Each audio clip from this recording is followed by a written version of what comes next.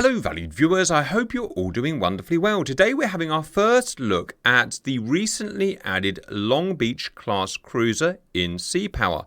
And what a cruiser it is, one of the most important American escort ships in history. She was the world's first nuclear-powered cruiser, designated a CGN. She was built between 1957 and 1961, entered commission in 1961 and was decommissioned 1995.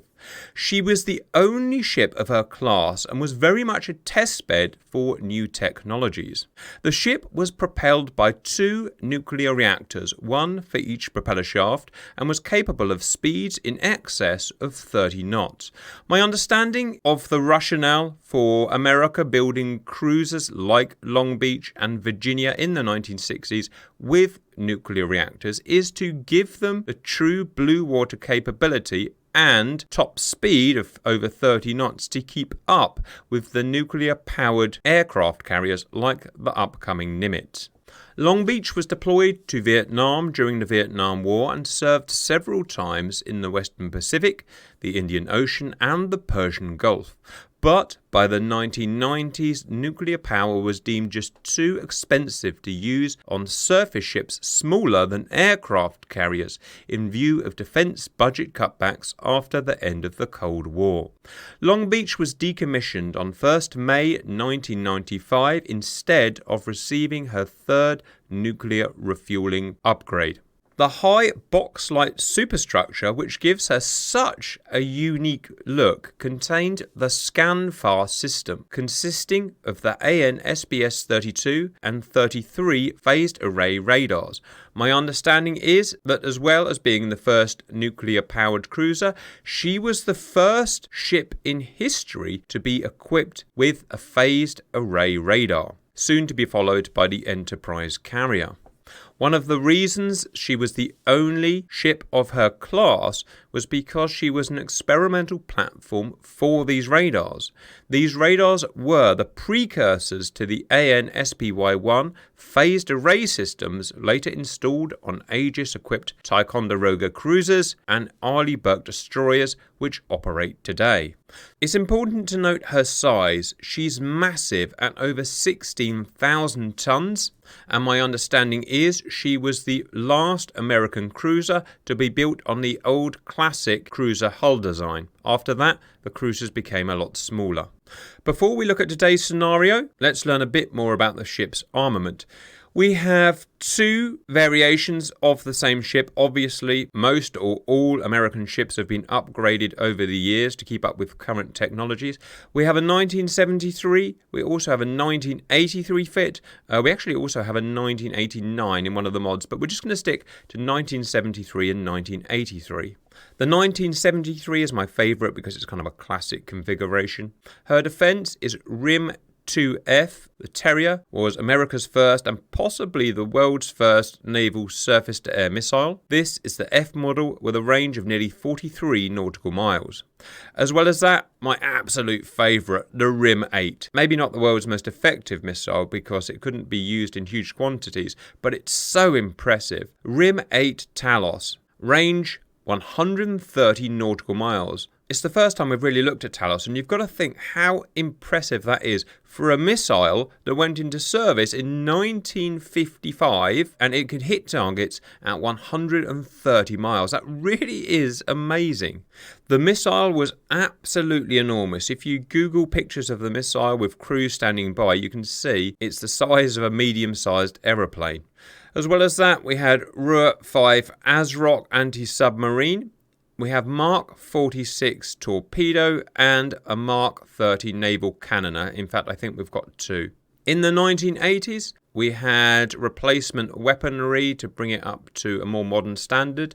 Away went the Terrier and the Talos and bring in the standard missiles. RIM 67B, because of course she was a huge ship with a huge magazine. She could have SM-2ER Block 1.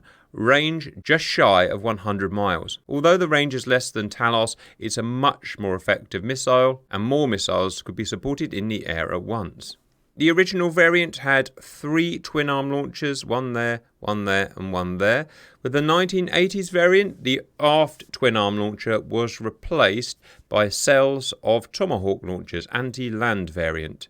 As well as that, she was equipped with 8 RGM-84 harpoons for anti-shipping, retained her ASROC, her torpedoes and her gun, but was added for modern close-in protection Mark 15 20mm Seawiz ×2. So I hope you agree, what an absolute beast of a ship, even if she does look a bit ugly.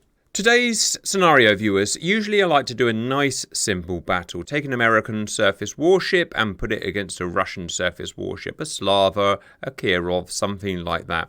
Fun as it is, it's a bit disingenuous because none of the American escort ships are really designed to fight Russian warships like that. They're really designed to protect aircraft carriers, as was the American doctrine. The American aircraft carrier air wings were what would have taken on the Soviet ships. Luckily, it never happened. So today we're going to use Long Beach a bit more realistically, as she was designed for, and it's really going to allow us to use her primary feature, which is her state-of-the-art phased array radar, which allows to search and, more importantly, track targets at huge ranges. So today's primary threat is not going to be a warship, it's going to be a regiment of Soviet bombers circa about 1985. We're going to have 2 Long Beaches in today. There was only one, obviously, but we're going to use a 1973 and 1983 fits just so that we can see the differences between them. They're happily sailing north of the UK at the moment. Our roleplay is that they are protecting a fictitious carrier, but today I'm just modelling the Long Beach. But oh no, to the south by 20 miles, it turns out they're being shadowed by a Soviet Alpha-class nuclear submarine. He's going to feed targeted information to the Soviet Bomber Command, who have sent out a regiment of Su-24Ms, 12 of them. They are attacking in a time-on-target fan fashion, and each is equipped with 2 AS-11A. This is an active radar-homing anti-surface missile, Mark IV capable, with a range of about 85 nautical miles. So I'm going to start them at about 200 nautical miles away from Long Beach, beyond the ability of Long Beach's powerful radar to detect them. The 24s are then going to get to within range of firing and fire 24 missiles against Long Beach. It's Long Beach's job to find the Su-24s before they get within firing range and hopefully shoot them down. So first, viewers, let's have a look in 3D at the 1973 variant, obviously dominated by the giant superstructure box here. I mean, just imagine how big it is. In fact, you can see a person there, so it's several times larger than a house. I presume these are the panels for the 32 and 33 phased array radars, which, unlike a traditional mechanical radar, obviously don't have to spin. You can put huge amounts of power through them. They also garner the ability to track many targets at once. As well as that, we have other radars. I don't know what they are, probably fire control radars for guns and other weaponry. We have the twin-arm launchers, which I assume are Mark 26 there, and there. I don't know which magazine consists of the Terriers and which have the Talos, so we'll find out when we start fighting. We have the twin naval guns here. I think we even have some smaller guns. What are they? What are they, viewers? Some kind of countermeasure, maybe? I don't know. We have the Mark 46s there. And just look at the weird. I just cannot get over how weird that is and how top-heavy it is. My understanding is it was a steel hull, but most of the citadel or the superstructure was actually aluminium, as a lot of following vessels were, to keep the centre of gravity as low as possible. And as I said, I believe this is the last large cruiser hull that the United States ever used. After that, it went to a series of smaller hulls. On to the 1983 variant, and you can see quite a big change. Let's see if I can go from there, and then look at this. PIM. So you can see the front superstructure is more or less the same, although it looks different. You see, there to there. Why is that, viewers? I don't know. It's like the radar changed between 73 and 83, and I don't know enough about it. As well as that, you've got a new antenna up here, presumably a 3D search radar. That's me guessing. As well as that, the aft superstructure changed as well. Look at that. Completely different antenna added there. As well as that, these fire control radars would change for the 2 Seawiz. Loads of changes. The arm launcher at the back there is changed for the cells of Tomahawk. Yes, it was 8 of them. Harpoons basically just bolted or welded on there. ASROC in the middle. And the naval guns stay the same. One question I have, viewers, is what's that funny little ramp there? Is that like a ramp for a drone, to launch a drone out, maybe like the Iowa did? No, because you wouldn't have had them in 1973, would you? Don't know. Let me know what you think. I'll stop gabbing on, viewers. That's pretty much everything I know about Long Beach. You guys inevitably know more than me, so please fill in any blanks, correct any mistakes. Off we go, viewers. We'll play as Long Beachers. We can't see the submarine. Obviously, it can see us, but we can't see it. Let's have a look at the hostiles. Well, here they come. We can't see them yet. You can tell it says E. That means we're spotting their emissions, because obviously they've got their surface search radars on. We know they're going to be hostile because we know there's no... Oh, there we go. No, there's no Americans operating. So there we go. We've determined that they're hostile by their emission type. So we've got to wait. So even a radar this big and this hugely powerful still can't see these medium-sized targets at 200 miles. So you can see some of these have got an R behind them. That means we can now see some of these on radar. So that one's, we're still relying on emissions. This one can see on our radar. Now, out of interest, what distance did we see them at? In fact, it will tell us, won't it? We've got the ranges at 160 nautical miles, 170 nautical miles. That's when we could see them on our radar. It should really be able to designate them itself. It knows their emission types, but I'll hold that hand. All right.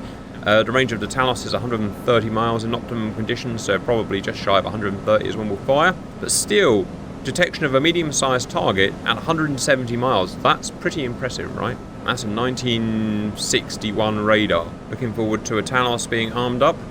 There she goes. Action stations. Now she'll be firing 30 plus miles before the 1983 variant, obviously. Right, which one is the Talos?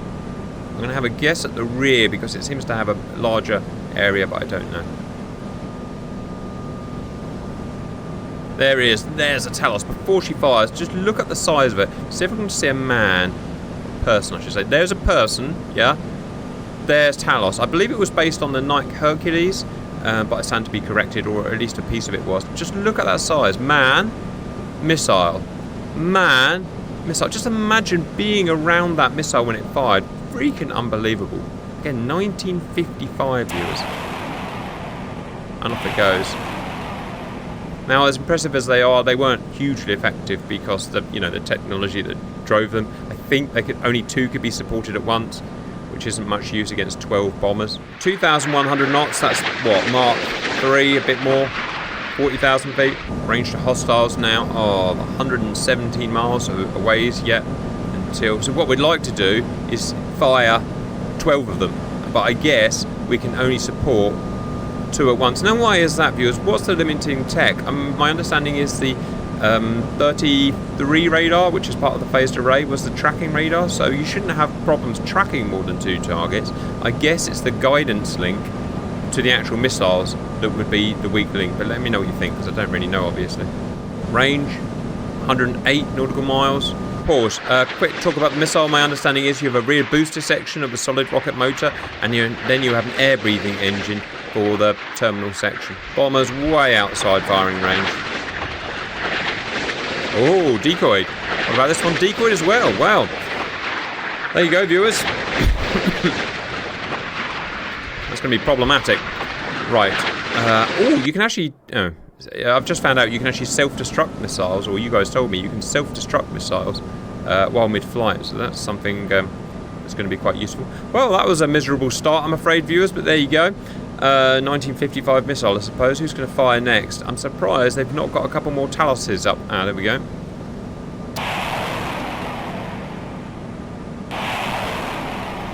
Whoosh! I am Talos. Range is now... not long before the standard missile hit. Okay, we're within standard missile range. Let me go and check that out. Much superior missile. What is it? RIM 67. So extended range SM2. Range 100 miles. I mean, crazy impressive for the early 1980s. And one thing that we forget, viewers, is that we're all super impressed by modern missiles. SM6 that can go 200 miles or whatever it is. I can't even remember anymore. SM3 that can go 100 miles. Wow, amazing. But even in 1955, we were firing SAMs over 130 miles. Talos is going to be the first one in. swiftly followed by a slightly slower RIM 67B SM2ER. Speed that up now. Now look how many more missiles we can support. So the Talos, we can only support 2 per ship for whatever reason. The RIM 7, we can support 1, 2, 3, 4, 5, 6, 7, 8. Down you go. Oh, beaten again. Poor old Talos having a miserable time. 1 down. Oh, even more, look. Even more than 8. Wow. 1, 2, 3, 4, 8, 12, 13. 13 RIM 67s up. All supported by 1 ship's radar. 1983. That's pretty impressive, right? Although it does appear that they're all going to miss for some reason. But there you go. Ah, come on. I do get frustrated about the efficacy of the AI-controlled countermeasures on their planes.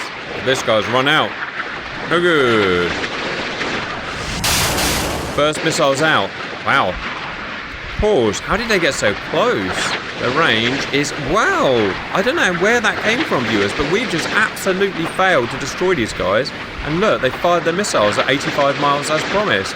Oh, dearie me. This may not be as impressive for the Long Beach as I thought. Why did that happen? Well, as always seems to happen, just 90+% of the missiles missed. There's not a great deal I can do about that. Look, we took out, what, 2? Miserable efficacy of our missiles. And I'm not sure if we're going to be able to defend against those AS-11s, to be honest. A bit late now. They should have been destroyed at 90+ miles. We were firing at well over 100 miles. Well, that's how it goes, I'm afraid, viewers. Now, how are we going to deal against these? I've never been shot at by these in game before, so we'll have to see. Look at that guy, he's running away. Up your friggin' tailpipe, Maverick. Maverick-ski. Come on, get him. Not that matters anymore. Too late. Oh yes, we're taking him down. The others are headed home. Did they fire? I don't know. Yeah, the standard missiles took them down. I'm not sure if Talos can shoot them down or not. No, they're turning back in. And they haven't used their weapons, so in they come again. Oh, they're firing their weapons. Oh dear. Oh dear. Well, I've made a real mincemeat of this one, haven't we, viewers? So they turned back to avoid missiles, turned back in, fired, now they've turned away again. Now we've got to deal with these suckers again. More coming in. One good thing, look how far we can see. I mean, that's a pretty small radar cross-section, but our big phased array radar can see these missiles ways out, giving us plenty of warning. We've got no AWACS here, obviously. Okay, a bunch more rims come out. Gotcha. Catching this guy up, or are we? No, he's got away. This is quite fast. More missiles out. Come on, take them down, guys. Yeah, easy. Okay. We dealt with the threat pretty easily. It's a shame we couldn't take the regiment out. Boom, done. And that's pretty much all we're going to... No, they're turning in again. Big balls on those Russians. The Talos says no. Shouldn't have turned in, mate. Definitely new AI going on, because I've never seen this behaviour. Usually they just fire and run. Talos chasing this guy down. Wow, look at the speed of it. Presumably that's because it's still... Oh, I was going to say because it's still... It had a lit engine, but I don't know. In they go again with more missiles. They just are absolutely thumping us. Loving this new AI. Come on, get him. Ah. Countermeasure too good.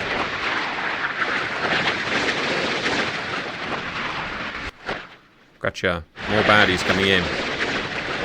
Luckily, we've got a pretty much inexhaustible supply. Oh, look at that. We've still got 80 RIM 67Bs.